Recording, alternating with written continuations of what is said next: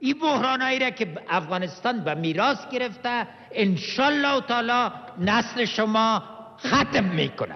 ولسمشر غني چې په ولسمشرۍ ماڼۍ کې د سولې اړوند د مدني ټولنو ځوانانو او ښځو ملي مشورتي کانفرنس ته وینا کوله وویل پیاوړی دولت هغه دی چې د هیواد په هر ګوټ کې قانون حاکم کړي. نوموړي زیاته کړه چې افغانان نور جګړه نه بلکې له دې بحران نه وتل غواړي. این ملت عظیم چی میخواید؟ یو پیاوړی دولت چې حاکمیت د قانون په هر ګوټ افغانستان کې پلی کړي.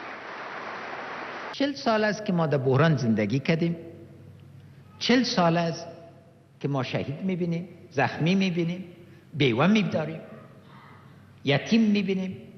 عرض ما برتانی است که بحران طبیعی نیست. ما نمیخواهیم در بحران زندگی کنیم. ما ختمی بحرانای میراثی را میخواهیم. ولسمشر غني زیاته کړه چې د ولس مینه زما مینه ده، ملي بیرغ او هیواد د دواړو مینه ده او هیڅ چاته به یې د ویجاړولو اجازه ورنه کړي.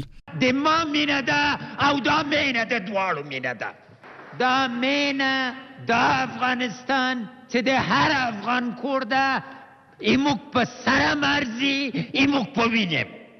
اما موږ غواړو چې آباد کو، نور غواړي ویجاړ کی، موږ د ویجاړ کولو اجازه نه ورکوو.